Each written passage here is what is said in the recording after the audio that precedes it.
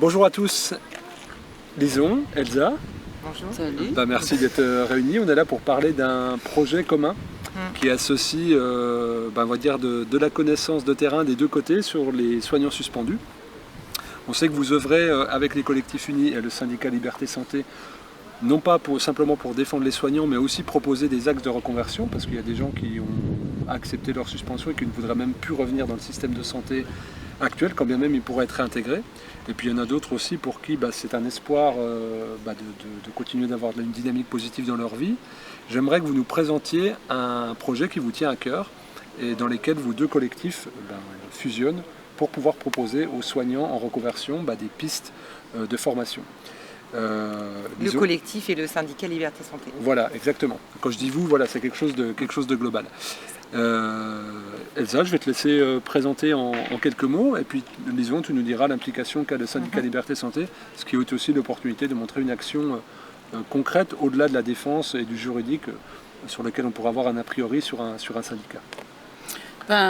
C'est parti de l'idée où les soignants sont au fond du trou, faut s'en rappeler. Ils savent plus quoi faire, ils savent plus où aller. Ils ont été tellement maltraités qu'ils ne savent même plus ce qu'ils valent, en fait. Et donc est venue l'idée de faire un stage, une session d'une semaine dans un lieu apaisant et en dehors de toutes ces médiatisations, de toute cette propagande, pour se recentrer sur soi et tester et retrouver le goût de faire appel à nos capacités, nos compétences, parce qu'en fait ils ont l'impression d'être nuls et d'être plus rien.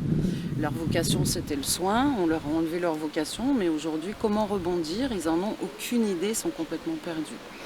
Donc par mon métier principal, qui est assistante de gestion et de l'aide aux entreprises et au développement, j'ai décidé avec mes copains de l'association Uni 2607, qui fait partie des collectifs unis, de proposer une session de formation de ce style. Alors, on dit session de formation, pour moi c'est une session de reconnaissance de nos qualités. C'est pas un bilan de compétences parce que j'aime pas le mot bilan de compétences, parce qu'on ne fait pas un bilan sur d'anciennes compétences, non, on revalorise des qualités, des capacités. Et le but c'est de faire partir 11 soignants une semaine pour se retrouver là-dedans. Ils vont travailler avec moi, dur, parce que je suis pas cool. Et on va retravailler à l'intérieur de soi la valorisation de la personne, la reconnaissance de ce qu'ils pourront faire, ce qui va les amener par la suite, et je continuerai à les accompagner moi personnellement, dans la recherche de où on va. Est-ce qu'on continue le soin? Alors comment? Et est-ce qu'on attend d'avoir des résultats? Non, moi je ne suis pas d'accord, je pense qu'il faut arrêter d'attendre, ils sont dans l'attente. Et surtout, qu'est-ce que je fais si j'arrête le soin? Et donc les diriger vers toutes ces possibilités-là, parce que c'est le tout des possibles, mais ils ne s'en rendent plus compte. Pour ça, il nous fallait une grosse enveloppe, parce que l'air de rien, c'est 1 400 € par personne.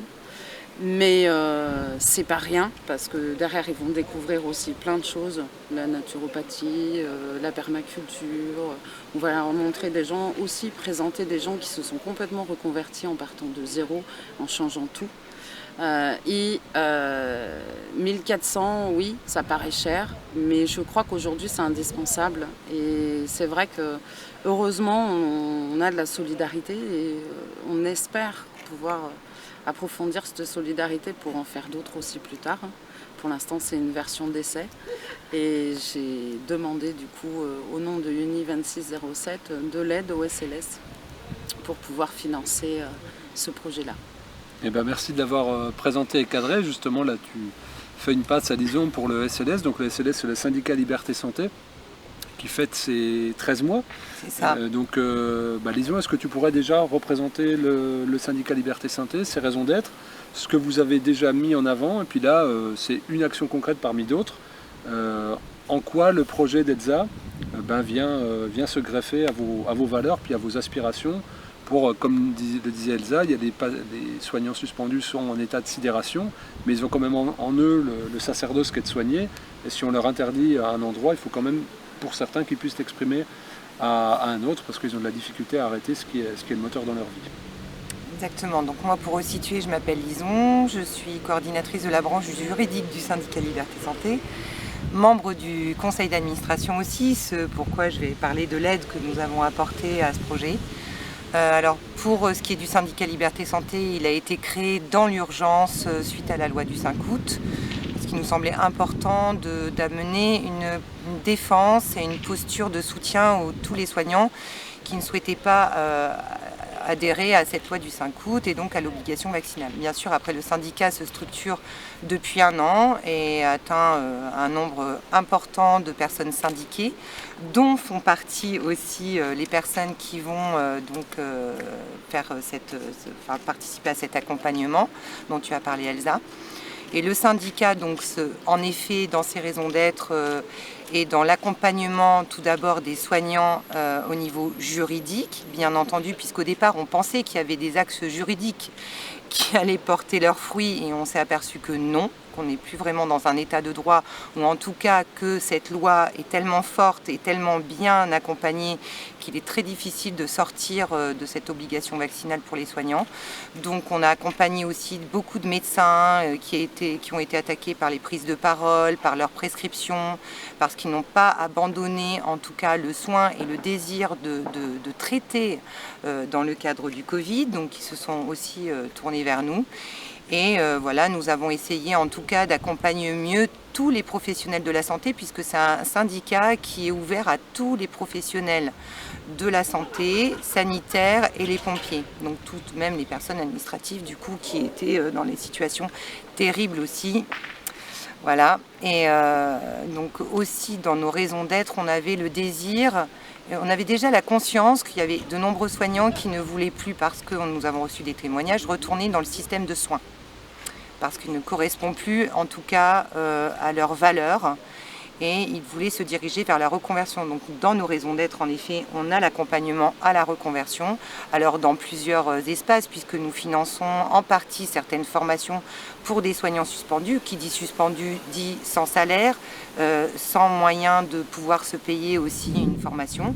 Donc nous les accompagnons. Et comme Elsa est venue à nous, et nous a dit voilà, dans mon collectif, j'ai des soignants syndiqués qui voudraient prétendre à un accompagnement. On s'est dit c'est le moment ou jamais de porter ce projet et d'accompagner ce projet à la hauteur de nos finances, bien entendu, on remercie éventuellement tous les donateurs, mais on voit bien que les dons commencent à s'épuiser parce que la difficulté du syndicat Liberté Santé, c'est qu'il n'est pas assez mis en valeur, médiatisé. Je vous remercie du coup aujourd'hui de le médiatiser aussi pour tout ce qu'il peut apporter aux soignants, tant dans les espaces de défense et d'accompagnement, mais aussi dans cet espace de reconversion qui nous tient à cœur. Et nous sommes très heureux de participer à ce projet et nous allons vous suivre, vous accompagner jusqu'au bout et même vous venir en aide à la hauteur de ce qu'on pourra apporter pour les prochaines sessions. Et ça, c'est grâce aux donateurs qu'on pourra aussi vous accompagner. Alors justement, là, comme tu dis, le syndicat a participé à la hauteur de ce qu'il pouvait. Oui. Il y a une cagnotte qui a été lancée, qui a été ouverte, parce qu'il manquait 4 800 €, c'est ça? Oui, à peu près. Oui. Et donc le but, là, dans la description, vous allez trouver le lien de cette cagnotte. Il y aura aussi le lien également pour les cagnottes du syndicat Liberté Santé.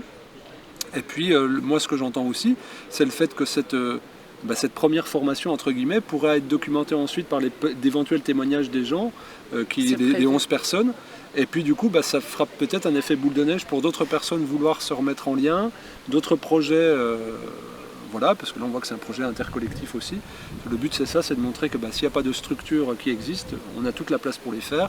Il n'y avait pas de syndicat, un syndicat a été monté, il n'y a pas d'endroit de formation, on met en place. Et je pense que c'est un message aussi fort qu'est lancé pour les personnes qui se regardent. Il y en a qui vont être OK avec ces raisons d'être là, d'autres qui vont vouloir s'émanciper, créer par eux-mêmes.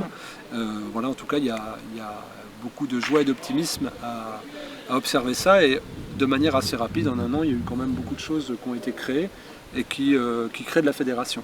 Donc je le répète, en description de la vidéo, vous trouverez les cagnottes pour ce projet, donc avec la formation des 11 soignants en reconversion. Et puis également donc la cagnotte pour le syndicat Liberté Santé pour d'autres projets, et puis l'adresse des 60 antennes locales. C'est ça, 60 antennes locales? À peu près, oui. Et je rajouterais en effet que là on parle de cagnotte pour un projet, mais on attend aussi de nombreux adhérents au sein du syndicat, parce que ce qui est très important à comprendre aujourd'hui pour les soignants suspendus, c'est que plus vous vous fédérez à un endroit, et le syndicat est l'endroit idéal pour se fédérer, pour être en nombre et pour mener des actions en nombre aussi. Nos revendications par rapport à l'obligation vaccinale, mais demain des revendications par rapport à tout le système de soins qui est en train de se transformer. Donc si nous sommes tous au même endroit, on ne pourra plus dire que nous sommes qu'une minorité. Nous sommes très nombreux à être contre, ou en tout cas à s'opposer à tout ce qui se passe actuellement dans le système de soins. Donc voilà, venez. Les adhésions sont à moindre coût, justement parce que vous êtes suspendus. Et pour tous ceux qui ne sont pas suspendus, et même pour les soignants qui sont vaccinés aujourd'hui et qui n'étaient pas d'accord avec ce qui s'est passé, le pont est là. Le syndicat vous accueille aussi pour vous accompagner dans les espaces qui seront les vôtres. Voilà. Je crois que c'est important aussi cette main tendue, qu'il n'y a pas de séparatisme à faire entre les soignants. Il n'y a pas de séparatisme. Les soignants globalement sont maltraités, qu'ils aient été suspendus ou non.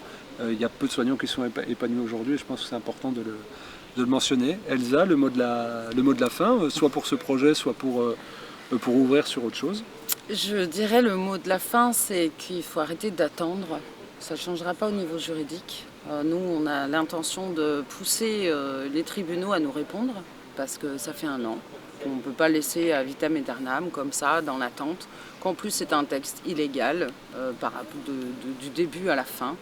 Et surtout dire aux soignants, voilà, rapprochez-vous des collectifs, rapprochez-vous du SLS, il y a toujours une antenne locale près de vous, il y aura toujours un collectif pour mener des actions. Nous, on continue aussi sur les collectifs unis.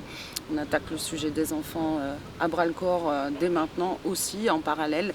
Et les soignants seront amenés aussi à aider et accompagner pour ces actions-là, pour les enfants, parce que c'est notre avenir. C'est le message qui parle à tout le monde. Et bien sûr que la porte est ouverte à tout soignant, en fait.